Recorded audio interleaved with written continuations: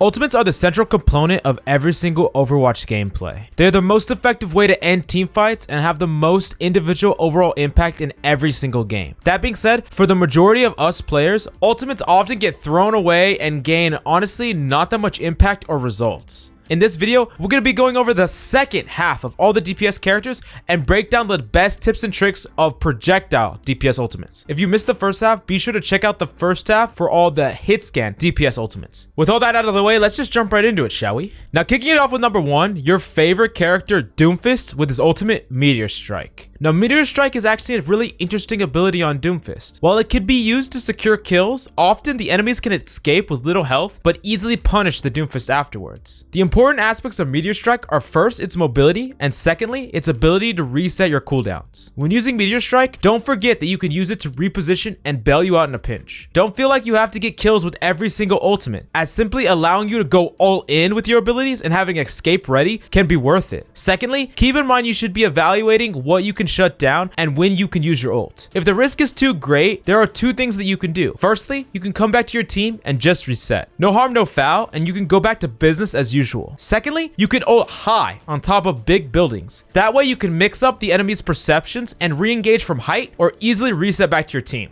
Now lastly, keep in mind that Doomfist gets cooldowns again while in ultimate. This allows Doom to play in the pattern of engage, use all of his abilities to generate as much value as possible, ult, get his cooldowns back, ult on top of enemies, and then use all of his abilities again to secure the team fight. Not only does this add momentum, but it allows Doom to play in a much more aggressive way without saving abilities for his retreat. Also, an important tip to understand is that you can animation cancel every single aspect of Doom with his ultimate, so you can ult mid-primary fire or uppercut, still confirming a kill and ulting instantly afterwards to prevent being punished. Now moving on to the next character on our list, we have Genji with DRAGONBLADE. Now DRAGONBLADE is far and away the flashiest ultimate in the whole game of Overwatch. While it gets all the limelight, a blade can often get absolutely no value. Honestly, I'm sure in many of your own games on Genji, you may die or get shut down again and again. While I could break down some important tips that could help you dominate with DRAGONBLADE over and over, there is simply too much to cover. So to circumvent that, here's a link to our brand new Genji DRAGONBLADE guide that fundamentally breaks down DRAGONBLADE and shows you slow motion examples of DRAGONBLADE mix-ups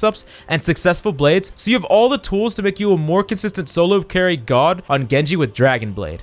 Now moving on to the next character on our list, Hanzo with his ultimate Dragon Strike. Now, Dragon Strike is one of the faster ultimates to gain in the game, and as such, consistent Dragon Strike value can win you plenty of games of Overwatch. This is especially important with Hanzo looking to be so good in this next meta, so make sure you ingrain these Dragon Strike's tips in your memory. Dragon Strike has 4 fundamental ways I think you should seek to use it. The first one is the most obvious, combo with another ultimate. Because Dragon Strike does immense damage and can travel through barriers, Dragon Strike is one of the best to combo with CC abilities. Earth Shatter, Gravitic Flux, and Graviton Surge are all things that Dragon Strike can combo with. While not expressly stated, this also includes abilities such as Orisa Pool. You could definitely get some guaranteed value out of Hanzo's Dragon Strike. The second way is to secure a solo kill. I know what you're thinking. You want a 5-6-man Dragon Strike. That being said, because Dragon Strike's such a fast building ultimate, if you could secure a solo kill every single time with one solo Dragon Blade, it's usually worth it to give you an advantage in a team fight. You don't need to go for these gigantic Dragon Strikes in order to get value with each and every one of them. Moving on to the third fundamental way you should use Dragon Strike is on aggressing or retreating enemies. As the enemy team is pushing into you, you can Dragon Strike to create that pressure, do damage, and force them to split up. This can allow you to push up and get kills. When the enemy team is retreating, you could Dragon Strike behind them to prevent your retreat, so they're sandwiched between your dragon and your aggressing teammates, so they have no way to retreat to, and you get all the staggers. Now moving on to the fourth and final way that I think you should use Dragon Strike is to create space. Now this one's hyper specific, but it's important to point out. If you're trying to contest a point and you don't have a main tank to create that space for you, Dragon Strike can be a pseudo main tank in the fact that it pushes enemies away from the objective. The enemy team is trying to capture payload. Use your Dragon Strike on payload to allow your team to push in, and by pushing the enemy team back, it gives you all the space required. This can be a way to get value out of Dragon Strike, but you need to understand the specific use of it, and most of the time, it's better to find value in the other ways. Just keep this tip in mind. We tackle these concepts much more in depth on GameLeap.com. Our newly released Hanzo Ultimate Guide gives you all the tips and tricks that you need to know in order to have the most consistent Dragon Strikes available. Hanzo's looking to be the apex predator of the ranked meta going forward, and if you have more consistent Dragon Strike use than all the Hanzos around you, you're gonna climb rank after rank. Do yourself a favor and come check out GameLeap.com and you won't regret it. I hope to see you there. Now moving on to the next character on our list, Junkrat, with his ultimate Riptire. Riptire is an all or nothing ultimate. It either gets an easy 2 through 6 kills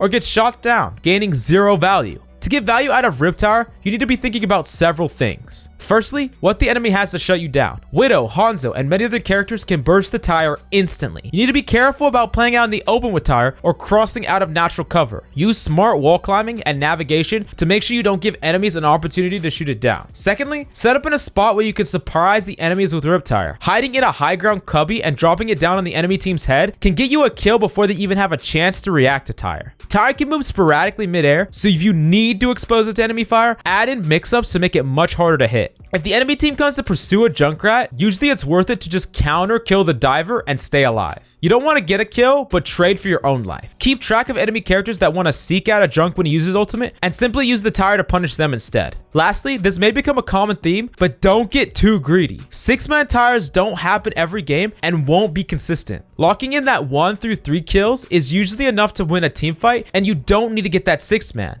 Locking in that guaranteed value is better than fishing for more with tire, getting it destroyed, and getting 0 value instead. Now, Ice getting along to our next hero, Mei, with her ultimate Blizzard. Now, Blizzard is one of the single most devastating ultimates in the entire game. A full team that's frozen can be easily cleaned up by just one Mei herself. In overtime scenarios, Mei's ultimate can be one of the best zoning ultimates in the entire game. Often, the enemy is stuck between an impossible choice, where they have to contest or lose, but if they contest, they get frozen and die. Let's run down some general things to make sure that you get value out of every single Blizzard. Firstly, you need to learn how to ice block behind the enemy team so you can prevent them from disengaging from the circle of effect. I can't tell you how much it stings to think I'm about to get out of a Mei's ultimate just for there to be a wall put up behind me. Secondly, you should use an ability like a Reciprocal to draw enemies together, making the Blizzard hard for them to escape from. Drawing them to the center mass of your Blizzard means that without high level movement abilities, it'll be impossible for them to escape. Now lastly, you need to try and track enemy escape abilities. This includes things like Mora Fade or Zarya Bubble. Baiting these out first can make sure you get at least several guaranteed frozen targets. The most oppressive of these abilities is Lucio's Speed, where you need to make sure that enemies don't have amp up off cooldown when you activate Blizzard, or you'll allow them to all escape from danger in time. Now moving on to the next character on our list, we have Pharah with her ultimate Rocket Barrage. Now Pharah's Rocket Barrage is an ultimate capable of doing insane damage, but at the cost of great vulnerability. Pharah needs to play on that knife's edge between caution and lethality, because sometimes Barrage can end a fight quickly, but if it doesn't generate enough value fast enough, Pharah will often die as a result. You need to be thinking about several things when going for that barrage. What is your primary threat? If the enemy team has a Widow or another hit scan, they need to be shut down first. This means making them primary target with your barrage, or simply diving them and killing them first before committing Rocket Barrage to the rest of the team. If you're comboing with an ability like Graviton, you can barrage from really far away to avoid close range damage. A bubble from a friendly Zarya pre-planned and called can give Pharah that second she needs to kill the whole enemy team. Lastly, don't forget you could rapidly concussion in and barrage quickly to catch enemies by surprise. Be careful not to shoot yourself on barriers and turn away against things like Genji Reflect or Sigma's Kinetic Grasp. Moving on to the next character on the list, we have Symmetra with her ultimate Photon Barrier. Now, Photon Barrier is one of the most powerful solo carry ultimates in the entire game, believe it or not. The enormous wall of 4,000 health creates enormous levels of space and operation for your team.